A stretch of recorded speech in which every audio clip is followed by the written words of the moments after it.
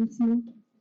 A continuación veremos una presentación grabada por el doctor Coutinho. El tema de la presentación, el nombre, la denominación es Los depósitos marinos del Mioceno temprano en Patagonia, hacia una reconstrucción integradora. El doctor Coutinho es parte del CEPAT CONICET de Puerto Madryn y lo escuchamos.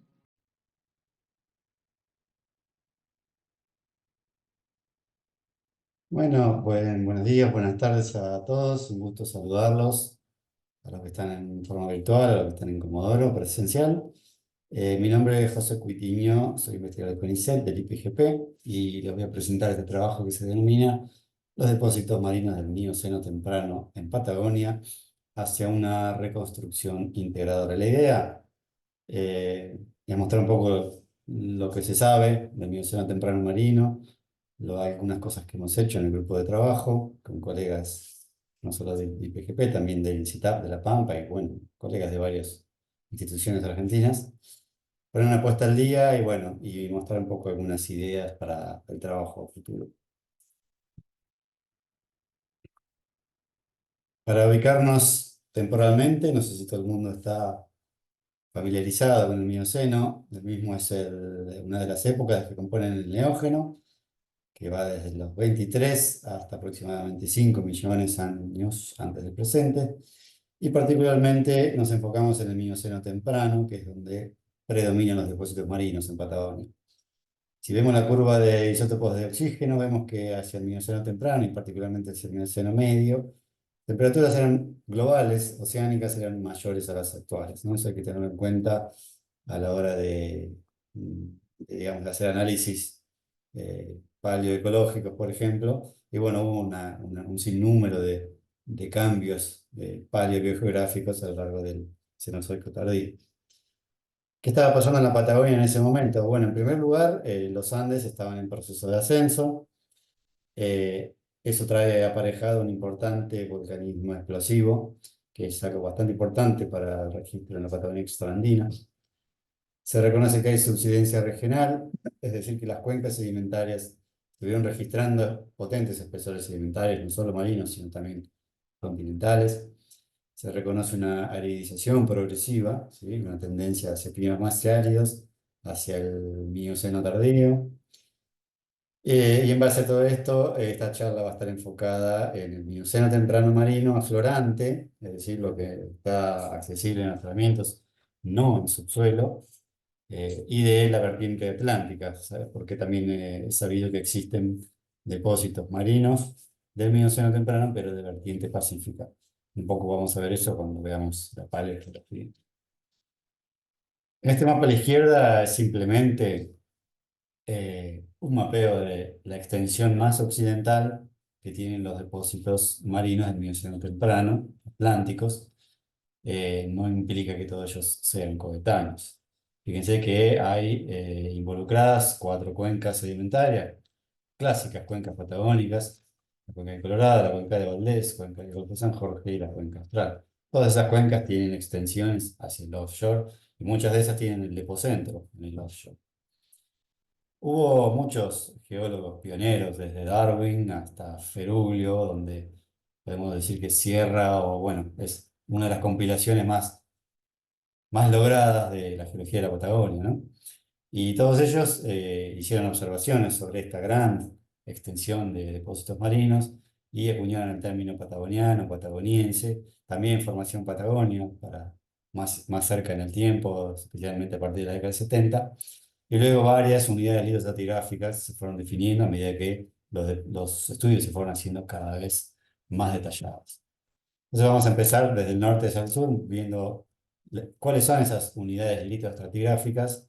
Rápidamente arrancamos en la cuenca del Colorado con la formación Gran Bajo de Boliche, ¿sí? Acá se puede ver el afloramiento, uno de los afloramientos principales en la salina de Bolicho, y muchos de los afloramientos también aparecen en la zona costera del borde occidental del Golfo de San Matías, por ejemplo, en los alrededores de las grutas, ¿sí? Es una unidad relativamente delgada, compuesta de areniscas y pelitas marinas, con muy abundante contenido fosilífero de invertebrados, y también de vertebrados marinos. Seguimos hacia el sur por la cuenca de Valdés.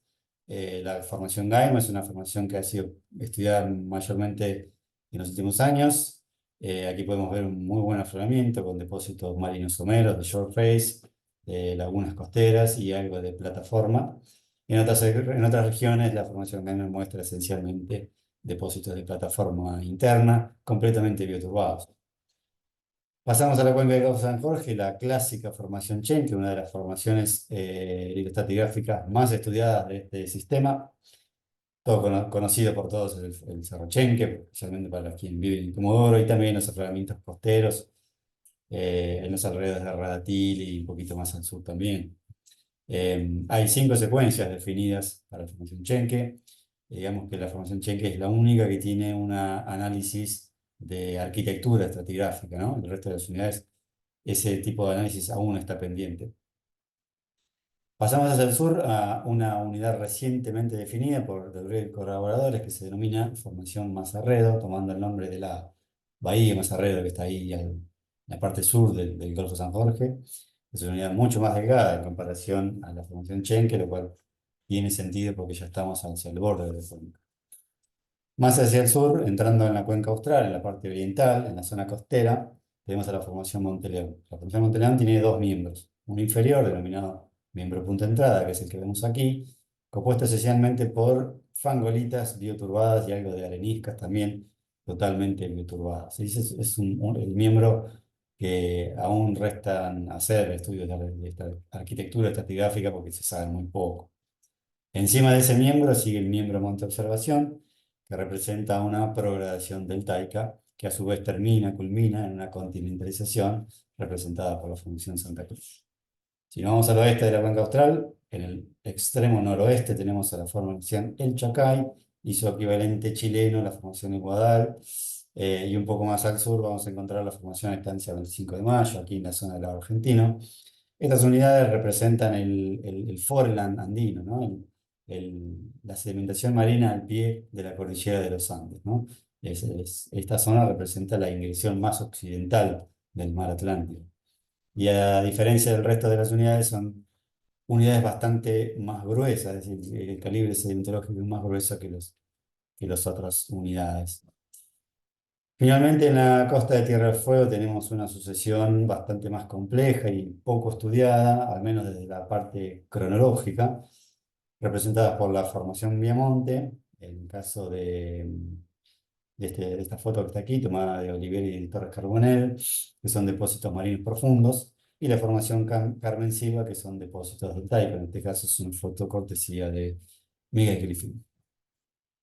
Ahora, cuando ponemos todo el conocimiento cronológico que existe respecto al Mioceno temprano marino, esta es más o menos la distribución en el tiempo que podemos observar, desde la cuenca del Colorado al norte hasta la zona de Tierra del Fuego al sur. Lo que es interesante es que más o menos todas las unidades coinciden en su edad urticaliana, ¿sí? Hay que tener en cuenta que en la cuenca austral, al sur de la cuenca austral, la sedimentación marina eh, es precedente, digamos, desde el Oligoceno, que incluso desde antes se registra sedimentación marina, no así en el resto de las regiones o el resto de las cuencas. Y hay un intervalo entre aproximadamente 19 y 20 millones de años en que más o menos coinciden todas estas unidades marinas, es decir, que sincrónicamente en ese intervalo hubo sedimentación marina en todas las cuencas. Entonces, parados en este punto del conocimiento, bueno, al menos de lo poco que puedo presentar en este rato, les voy a presentar algunas ideas, algunas cosas donde queremos seguir trabajando. En primer lugar, a partir de un mapa en el que uno va uniendo afloramientos, se puede elaborar un mapa de paleogeográfico, ¿no? Incluyendo algunas variables adicionales y algunas libertades artísticas, por supuesto, también. Aquí también se agrega la parte pacífica, ¿no? De la ingresión, que, bueno, el control cronológico sobre el mismo es bastante pobre. Es algo interesante cuando uno ve el mapa paleogeográfico, algunas cosas empiezan a cobrar sentido, como por ejemplo la aparición de depósitos delgados, mioceno temprano, ¿no? Siempre hablando del mioceno temprano marino, compuestos casi esencialmente de fracción bioclástica, ¿no? En definitiva, esas rocas se clasifican como grainstones bioclásticos. Y la explicación de la aparición de estos grainstones bioclásticos en localidades cercanas a la región del deseado, es decir, donde no existe gran aporte fluvial, tiene que ver en que no hay mucha mezcla con silicoclásticos, ¿no? Entonces, la posición dentro del mapa paleogeográfico explica al menos una parte de la composición. Una de las preguntas más importantes que nos hacemos es ¿cuál fue la causa de una ingresión marina de tal magnitud, ¿no? En pocos momentos la Patagonia tuvo ingresiones, tal vez una que sea similar es la del Maastrichtiano-Daniano, ¿no? La que tuvo una gran extensión areal, ¿no? Cuando comparamos la carta cronoestratigráfica con los picos de variación eustática del nivel del mar, tal como se ven aquí, tomado de Miller, es una de las últimas compilaciones que existe, es notable ver que hay picos de descenso del nivel del mar en el punto donde hay máxima sedimentación marina en la Patagonia. Y por lo contrario, donde hay ascensos marcados eustáticos del nivel del mar, en gran parte de las cuencas tenemos registro sedimentológico continental. Entonces, la variación eustática del nivel del mar, al menos en esta escala, no estaría explicando la transgresión patagoniense. Entonces, la respuesta es que la subsidencia es básicamente el gran responsable de la aparición de depósitos marinos. Entonces, ahora, ¿cómo se explica esa subsidencia? Bueno, hay distintos mecanismos por los cuales una cuenca subside y que pueden ser aplicados a esta región. Por un lado está la flexura por carga, ¿no? Donde hay apilamiento tectónico por contracción. En el antepaís va a haber flexura, y es decir, eso produce subsidencia. Eso aplica, por ejemplo, a la cuenca austral. También tenemos extensión en algunas regiones, por ejemplo, en la cuenca del Golfo San Jorge, particularmente en la formación Chenque, hay registro de extensión sin sedimentaria.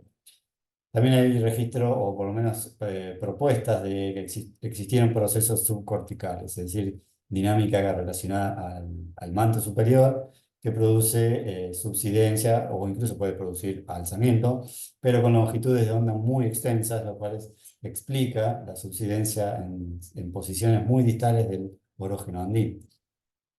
Y finalmente, lo más razonable sería pensar que todas las antigüedades están combinadas, porque estos depósitos marinos están distribuidos en una región muy grande, incluyen varias cuencas e incluso varias posiciones dentro de las cuencas. Entonces es lógico pensar que todas las anteriores han actuado de forma combinada.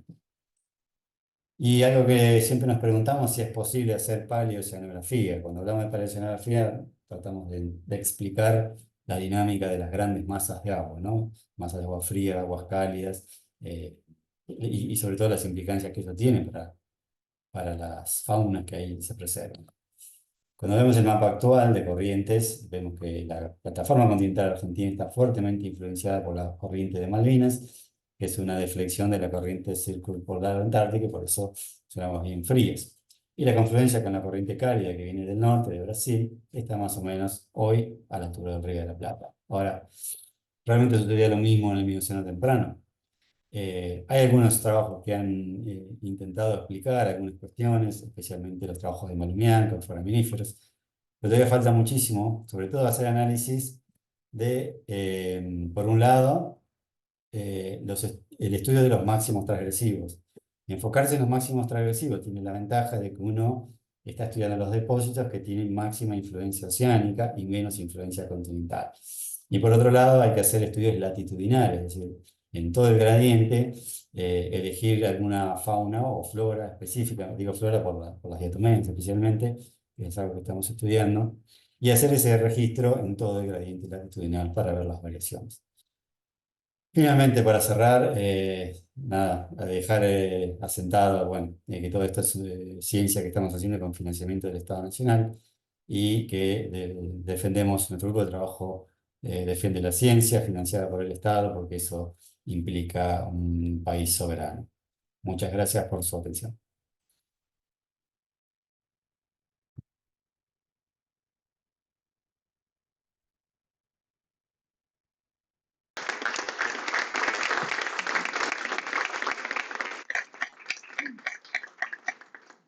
Bueno, muchas gracias al doctor José Coutinho. Si hay alguna pregunta para el doctor por este tema.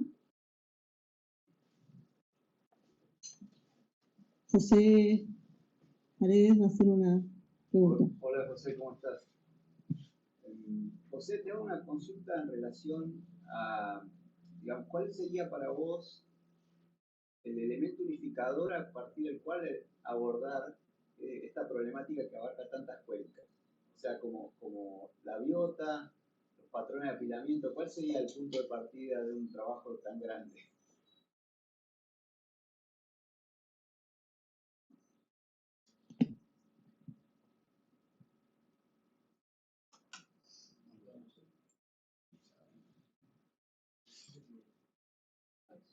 Es más un proyecto, ¿no? Es más una idea de largo plazo.